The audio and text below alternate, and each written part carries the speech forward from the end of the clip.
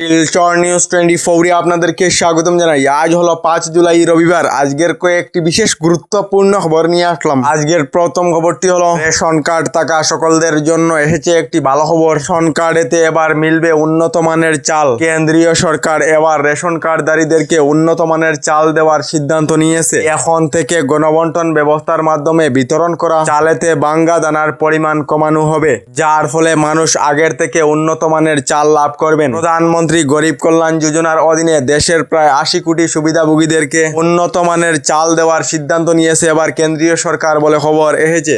এদিকে প্রচন্ড গরমে পড়ছে এবার রাজ্য। ভোর 5টা থেকে প্রখর রোদ, যার জন্য ঘর থেকে বাহির হওয়ার পরিস্থিতি নেই। রাজ্যের বিভিন্ন জেলায় এবার হঠাৎ তাপমাত্রা বৃদ্ধি পেয়েছে। জেলায় জেলায় 36 ডিগ্রি থেকে 37 ডিগ্রি পর্যন্ত গরমের তাপমাত্রা রয়েছে। প্রচন্ড গরমে বিপর্যস্ত অসমের জনজীবন, যার ফলে অসমের প্রায় 30টি জেলায় ইয়েলো অ্যালার্ট জারি করা হয়েছে।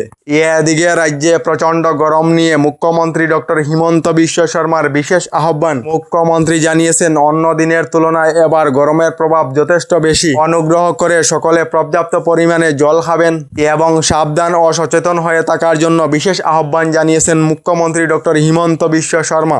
এদিকে এবার নিজের কেন্দ্রের মহিলা এবং শিক্ষিত যুবতীদের জন্য সুখবর দিলেন মৌলানা বদরুদ্দিন আজমল। বদরুদ্দিন আজমল জানিয়েছেন, ক্যারিয়ার কাউন্সিলিং বিশেষ প্রোগ্রামের অধীনে বিন্নাকান্দি সমষ্টির 500 মহিলাদেরকে বিনামূল্যে একটি করে সেলাই মেশিন প্রদান করবেন বলে খবর এসেছে। এদিকে রাজ্যের গর্ভবতী মহিলাদের জন্য এসেছে একটি ভালো খবর।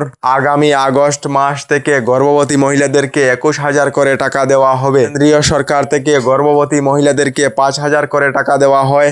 এবার রাজ্য সরকার থেকে দেওয়া হবে আরো 16,000 করে টাকা। সঙ্গে গর্ভবতী মহিলাদের 5টি পুষ্টিকর কিটও দেওয়া হবে। মহিলাদের জন্য আবার এই বড় ঘোষণা পশ্চিমবঙ্গের মুখ্যমন্ত্রী শুভেন্দু অধিকারীর বলে খবর এসেছে। এদিকে গুমলা সেতু বিকল হয়ে যাওয়ার ফলে আতঙ্কিত চালক ও এলাকাবাসী। প্রচন্ড গরমে বাড়ছে প্রেসার, দাঁড়িয়ে থাকা গ্যাস ট্যাঙ্কারগুলি টাইম বোমায় পরিণত হওয়ার সম্ভাবনা রয়েছে বলে আতঙ্কিত হয়ে পড়েছেন চালক ও দীঘরখালবাসী বলে খবর এসেছে। এদিকে আগামী 10 জুলাই খুলতে পারে গুমলা সেতু, এই লক্ষ্যে চলছে জোরদার কাজ। সবকিছু ঠিকঠাক থাকলে আগামী 10 জুলাই পরীক্ষামূলক যানবাহন চলাচল করতে পারে এবং 2 দিন পর থেকে চলবে ভারী যানবাহন। নিরাপত্তাজনিত কারণে বর্তমানে রাতে বাইপাস দিয়ে চলাচল করবে গ্যাস ট্যাঙ্কার বলে জানিয়েছেন সিও বলে খবর এসেছে। এদিকে আগামী 20 জুলাই থেকে 13 আগস্ট পর্যন্ত সংসদের বর্ষাকালীন অধিবেশন আরম্ভ করা হবে বলে জানিয়েছেন কেন্দ্রীয় মন্ত্রী কিরেন রিজিজু বলে খবর এসেছে। এদিকে অনুমতি ছাড়া বিধানসভাতে ব্যবহার হয়েছিল বড়ো ভাষা, এবার অসম বিধানসভা থেকে সরানো হবে বড়ো ভাষা। থাকবে অসমিয়া, ইংরাজি এবং হিন্দি ভাষা বলে কমিটি বৈঠকেতে সিদ্ধান্ত নেওয়া হয়েছে। রাজ্যের লাখ লাখ মহিলাদের জন্য এসেছে একটি ভালো খবর। রাজ্যের যে সকল মহিলারা অসম সরকারের অরুণোদয় প্রকল্পের অধীনে রয়েছেন, এই সকল মহিলারা আগামী 2-3 আগস্টের পূর্বেই আগের মতোই প্রতি মাসে লাভ করবেন অরুণোদয় প্রকল্পের টাকা। যে সকল মহিলারা নির্বাচনের পূর্বে 9,000 করে টাকা লাভ করেছিলেন, এই সকল মহিলারা নিয়মিতভাবে অরুণোদয় প্রকল্পের টাকা লাভ করবেন বলে গতকাল ফেসবুক লাইভ যুগে ঘোষণা মুখ্যমন্ত্রী ডক্টর হিমন্ত বিশ্ব শর্মা। তার সঙ্গে আগামী 1 আগস্ট থেকে রেশন কার্ডের বিনামূল্যের চালের সঙ্গে ডাল, চিনি, লবণ বিনামূল্যে লাভ করবেন বলে খবর এসেছে।